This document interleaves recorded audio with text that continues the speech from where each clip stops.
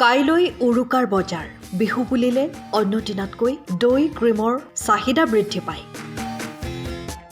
এই চাহিদা পূৰণৰ বাবে পূৰ্বৰ দৰে প্ৰস্তুতি তুংগত ৰাখিছে টিয়কৰ জনপ্ৰিয় দুগ্ধজাত সামগ্ৰীৰ নিৰ্ভৰযোগ্য প্ৰতিষ্ঠান গোস্বামী মিল্ক প্ৰডাক্ট। এইবাৰ উৰুকাৰ বজাৰত অধিক আগ্ৰহেৰে বাট চাই থকা যোৰহতীয়া ৰাইজৰ বাবে সম্পূৰ্ণ থলুৱা গাখীৰেৰে প্ৰস্তুত কৰিছে প্ৰায় ৬,০০০ দৈ টেকেলি আৰু প্ৰায় ১৫০০ কেজি ক্ৰীম।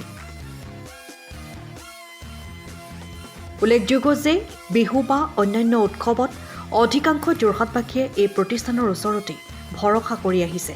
সেয়ে বিহু বুলি যদিও বজাৰত সকলো সামগ্ৰীৰ মূল্য বৃদ্ধি হৈছে, কিন্তু দুগ্ধজাত সামগ্ৰীৰ মূল্য বৃদ্ধি কৰা নাই। এটি উন্নত মানদণ্ডৰ দৈ বা ক্ৰীম ৰাইজক যোগান ধৰিবলৈ ইতিমধ্যে যোৰহাটৰ বিভিন্ন স্থানলৈ আজিৰে পৰাই প্ৰেৰণ কৰিছে। অৱশ্যে বৰ্তমান ৰাজ্যত কেইবাটাও কোম্পানীয়ে টিয়কৰ জাজিমুখকে ধৰি অন্যান্য অঞ্চলত উৎপাদিত এৱা গাখীৰ ক্ৰয় কৰাৰ ফলত কিছু অসুবিধাও সৃষ্টি হৈছে। তথাপিও পূৰ্বতকৈ অধিক কষ্টেৰে গাখীৰ সংগ্ৰহ কৰি উন্নত প্ৰযুক্তিবিদ্যাৰে এইসমূহ সামগ্ৰী প্ৰস্তুত কৰি বজাৰত উলিয়াই দিছে গোস্বামী মিল্ক প্ৰডাক্টে। বজাৰ মোটামুটি আমাৰ ভালেই চলিছে আৰু বতৰো ভাল দেখিছোঁ, গতিকে বজাৰ ভাল হ'ব বুলিয়ে ভাবিছোঁ আমি। বাকী কি বনাইছে? আমাৰ বিশেষকৈ দৈ আৰু ক্ৰীমে আমাৰ বিহুত উপলব্ধ হয়, গতিকে ক্ৰীম আমি ১৫ কুইণ্টেল আৰু দৈও ৫-৬ হাজাৰ ব্যৱস্থা কৰিছোঁ।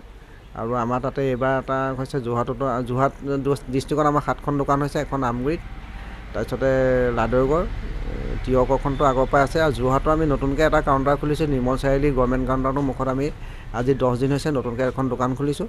বাকী যোৰহাট চিঙেলিগাঁও, তাৰপিছতে যোৰহাটৰ বঙালপুখুৰী, তাৰপিছত অল্ড চাৰ্কিট হাউচত আমাৰ আগৰ দোকান আছে। মুঠতে আমাৰ 7খন দোকান হৈছে এইবাৰ। 7খন দোকানত খালি ৰাইজক মানে যোগান ধৰিব পাৰিম নে নোৱাৰিম সেইটোহে আমাৰ অকণমান সন্দেহ হৈছে। আৰু আমাৰ গাখীৰৰ মানে আৰু গাখীৰ আমি বঢ়াব লাগিব, তাৰমানে আমি অহাবাৰকৈ আৰু অলপমান গাখীৰ বঢ়াব লাগিব, তেতিয়া আমাৰ কাৰণে ভাল হ'ব। তাৰমানে আমাৰখিনি ইয়াতে আমি কালেকশ্যন কৰা গাখীৰটো আমাৰ থলুৱা লোকসকলে খাবলৈ পাইছে। চবে ভাল বস্তু এটা খাওক, শুদ্ধ বস্তু এটা খাওক। আজি 22 বছৰ অভিজ্ঞতা, অকণমানতো অভিজ্ঞ হৈছোঁ মই যে কেনেকৈ কি হয় গাখীৰৰ কথা। থলুৱাসকলে যেনেকৈ আমি কৰি আছিলোঁ, আমাৰ অসুবিধাৰ সৃষ্টি হৈছে, নোহোৱা নহয়, সেইটো স্বাভাৱিক হ'বই। আৰু তাৰ মাজতে আমি ৰেটৰ কথা আহিছে, লাভৰ আমাৰ পৰিমাণ কমি গ'ল, গতিকে সেইবোৰ তেনেকুৱা থাকিব আৰু তাৰপিছত চাওঁ কেনেকৈ কি কৰিব পৰা হয়। টেকেলি আমাৰ আগৰ যিটো ৰেটত সেইটো ৰেটে আমি দাম বঢ়োৱা নাই, যেনেকৈ আছে তেনেকৈ আছে। বিহু বুলি কোনো এক্সট্ৰা দাম বঢ়োৱা নাই।